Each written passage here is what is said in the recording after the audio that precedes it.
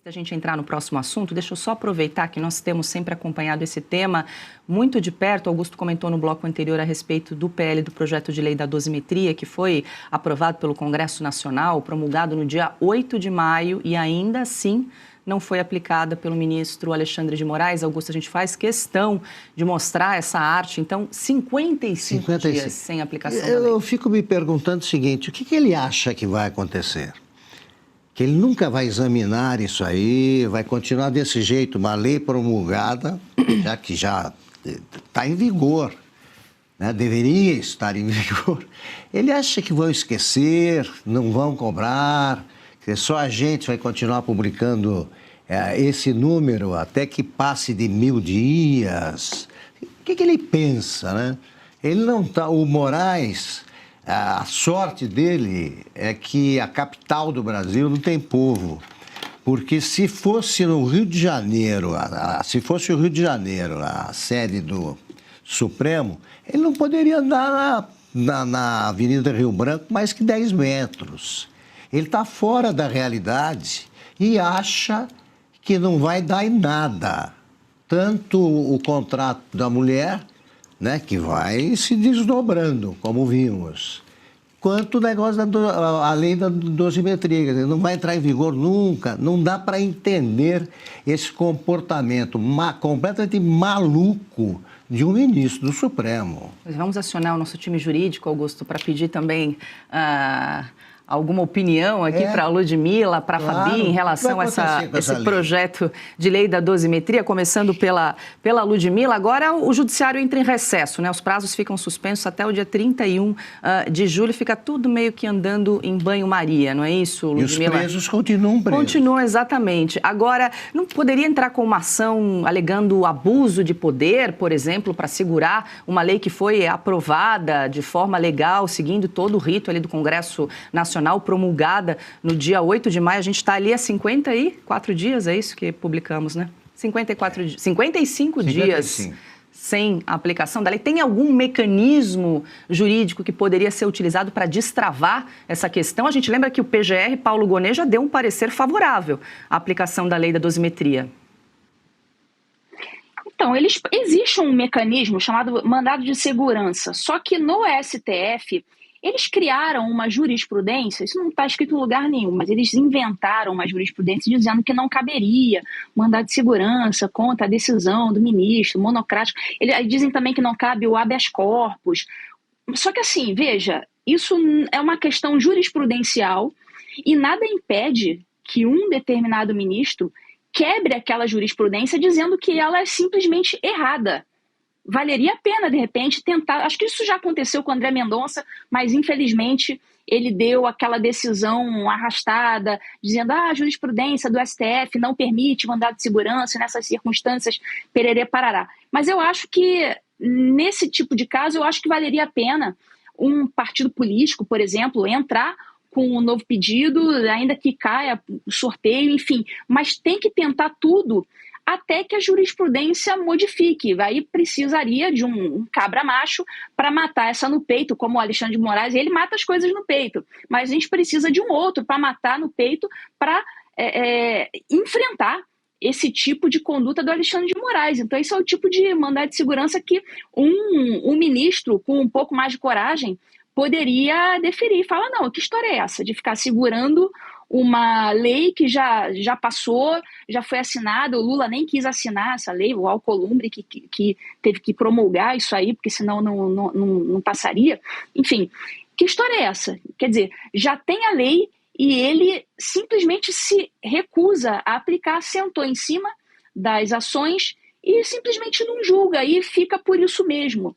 E esse é o retrato do Brasil atual, é essa segurada que ele está dando nessa lei da dosimetria. Mas, enfim, fica aí a dica, os partidos políticos fazerem, mas não vai adiantar. Mas não é porque não vai adiantar que você não vai fazer. Muitas vezes você faz, então, uma providência que historicamente não tem adiantado, mas alguma coisa ali acontece naquele meio tempo que se desenrola de uma outra maneira. Então, eu acho que poderia tentar, sim, algum partido político, um mandado de segurança, e quem sabe cai em outras mãos e eles modificam essa jurisprudência que engessa o Supremo Tribunal Federal. É um bom momento, inclusive, para lembrar da modificação da PEC das decisões monocráticas, porque esse tipo de coisa é justamente o que esse tipo de PEC vem para atacar, e por isso que eles não querem, porque isso é poder nas mãos deles. Eles não querem dividir o poder, ter que dar uma decisão colegiada, de repente os outros juízes não vão votar como ele, eles querem a decisão monocrática justamente para poder abusar como ele está abusando. Se a gente for fazer uma lista de crimes de abuso de autoridade e outros, até mesmo de tortura e tudo, praticados pelo Alexandre de Moraes, assim, vai destilar um rosário inteiro e a coisa não vai acabar, a coisa não tem fim. Quero te ouvir também aí a respeito desse caminho jurídico apresentado pela Ludmilla, porque é isso, né? Não vai, tem gente que pensa não vai adiantar nada, é mais uma iniciativa, mas tem um peso político, tem um gesto político muitas vezes na apresentação desse tipo de iniciativa de uma lei que já foi aprovada pelo Congresso. O ministro Alexandre de Moraes pediu o parecer da PGR, pediu o parecer do Congresso, pediu o parecer do PGR, tentando ali ganhar tempo, agora tem o recesso, e o fato é que a vida e a liberdade de algumas pessoas está em jogo, né? Pessoas ali que foram condenadas pelo 8 de janeiro em prisão domiciliar ou condenadas ainda em presídios, aguardando uma decisão, aguardando a revisão e o recálculo das penas que poderia ser feito desde que o ministro Alexandre de Moraes, né, saísse de cima desse processo e colocasse para votar.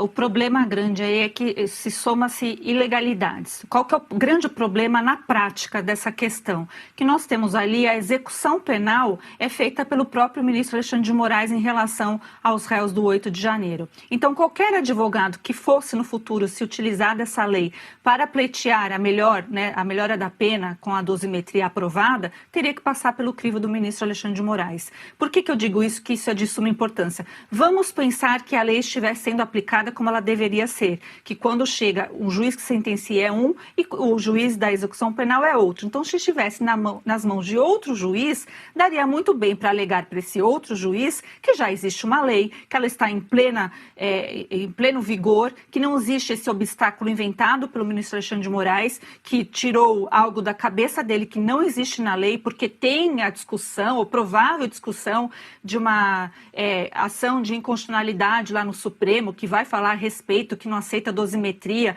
O que ele inventou ali teria muito mais peso para esse juiz de execução. E outra coisa também é que mandado de segurança e habeas corpus tem que ser impetrado para a autoridade coatora. E aí a gente fica nesse círculo vicioso do Supremo. Você está com um problema no Supremo Tribunal Federal, você recorre a quem? Não tem para quem, não tem uma corregedoria, não tem um Conselho Nacional de Justiça que possa abarcar as decisões cheias de abuso de autoridade dos ministros. E eles sabem disso. Então, o Alexandre de Moraes, ele armou essa situação. Quando ele quase teve um ataque ali, que uma das ações...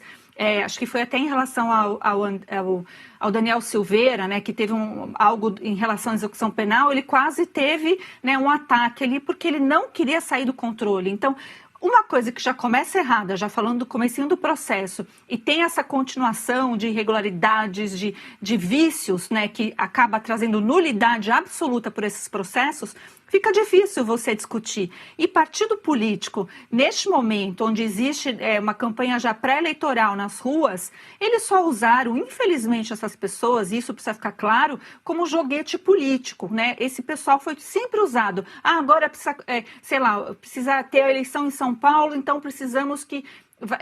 ameaça-se a liberar essas pessoas. Isso sempre foi utilizado. Então, o partido político, infelizmente, não vai ter esse interesse de peitar o ministro Alexandre de Moraes numa pré-candidatura às ruas. Então, isso aqui fica bem claro, porque para a gente não dar ilusão para essas pessoas que estão esperando a lei da dosimetria, que já deveria ter sido aplicada. Diga, Augusto. É hora do povo brasileiro aí usar o voto agora para resolver esse problema, né? Basta eleger senadores declaradamente comprometidos aí com o pedido de impeachment desses ministros. A apresentação do pedido e a pressão, todos dispostos a exercerem pressão diária, o tempo todo sobre os alcolumbres da vida. E, aliás, a eleição para o Senado oferece uma chance excepcional para que seja eleito um presidente do Senado que preste, não outro Alcolumbre, né? Nem o anterior, que sumiu, né? O nosso candidato do Lula a governador de Minas. Pacheco, Rodrigo Pacheco. Rodrigo Pacheco sumiu também.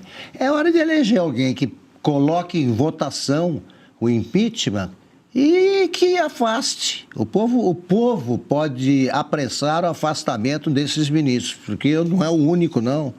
O Alexandre, outro que não pode ficar mais um dia lá é o Toffoli.